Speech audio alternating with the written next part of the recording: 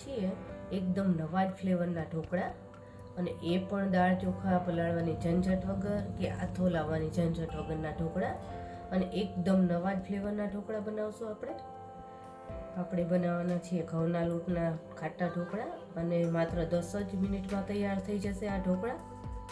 તો ચાલો આગળ જોતા રહીજો કઈ રીતે બનાવું છું ઢોકળા. અમે એક મોટી સાઈઝનું બાઉલ લઈ લીધું છે, એમાં ઘઉંનો લોટ આપણે લઈ લઈશું. આ લોટને મેં સારી રીતે ચાળી લીધેલો છે. હવે ઘઉંના લોટની અંદર આપણે 50 ગ્રામ જેટલો રવાનો લોટ નાખશું, જે ઝીણો રવો આવે છે એ.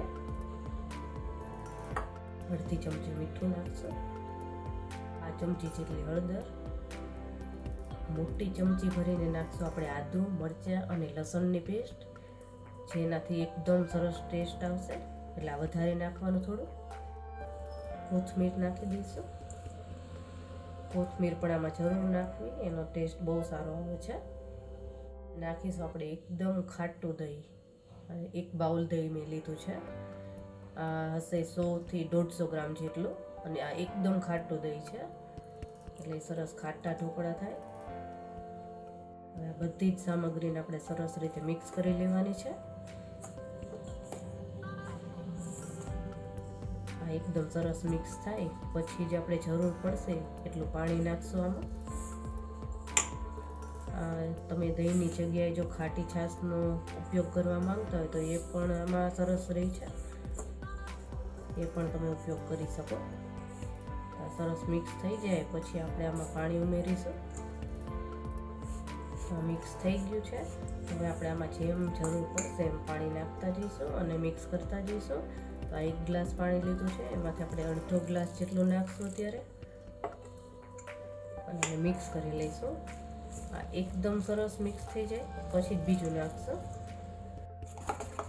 જો સરસ ઢોકળાનું બેટર તૈયાર થઈ ગયું છે. આમાં મેં ટોટલ 1.5 ગ્લાસ પાણી એડ કર્યું છે. આ રીતનું થવું જોઈએ.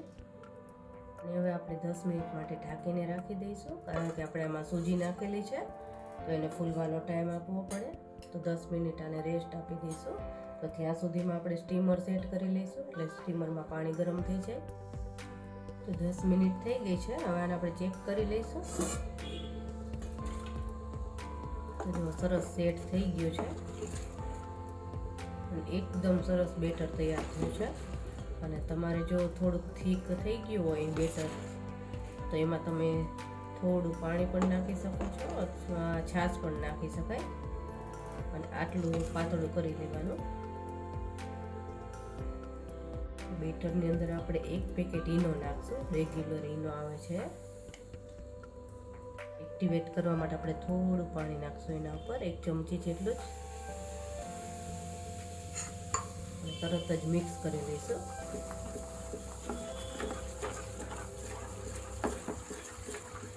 અને એકદમ સરસ રીતે મિક્સ કરવાનું છે.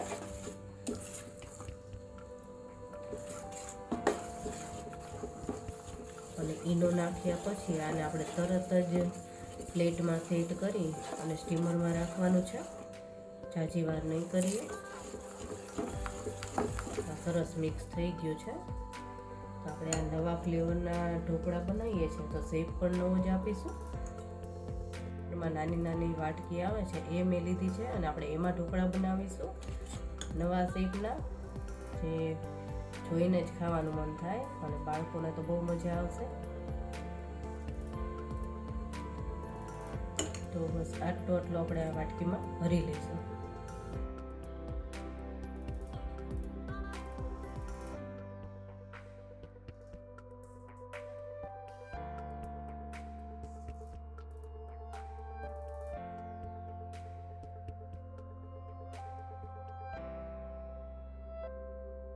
ત્રીજી વાટકીમાં આપણે સેટ કરી લીધું છે. તો ઉપરથી આપણે થોડું મરચું પાવડર નાખી દઈશું, એટલે એકદમ સરસ ટેસ્ટ પણ આવે અને દેખાવામાં પણ સરસ લાગશે. બસ થોડું જ નાખીશું.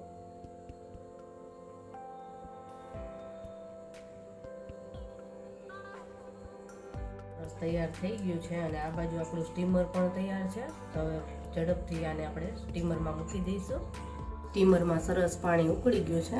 હવે આપણે સેટ કરી લઈશું વાટકે બધી.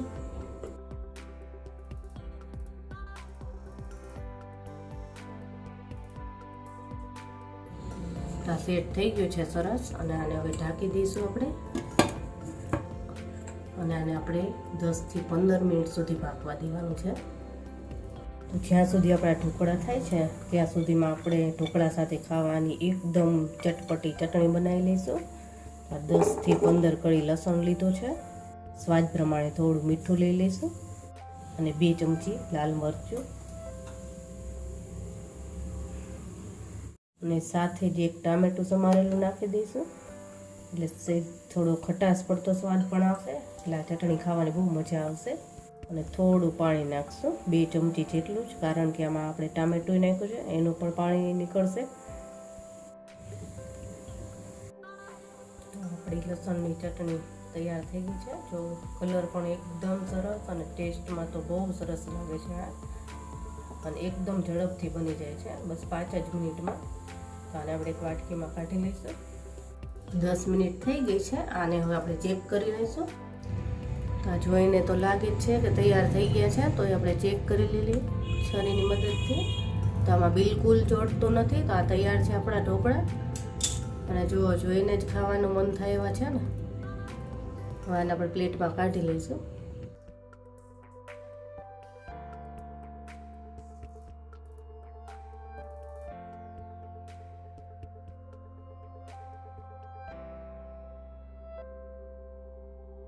તૈયાર છે આપણા એકદમ નવા જ ફ્લેવરના ખાટા ઢોકળા. ઉપરથી થોડી આપણે કોથમીર નાખી દઈશું.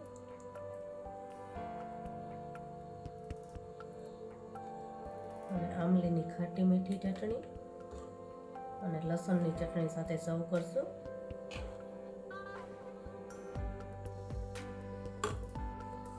તો કેવી લાગી મારી આ રેસીપી? જો તમને મારી રેસીપી પસંદ આવી હોય તો મારી ચેનલને લાઈક, શેર અને સબસ્ક્રાઈબ કરજો. અને કમેન્ટ કરવાનું ભૂલતા નહીં.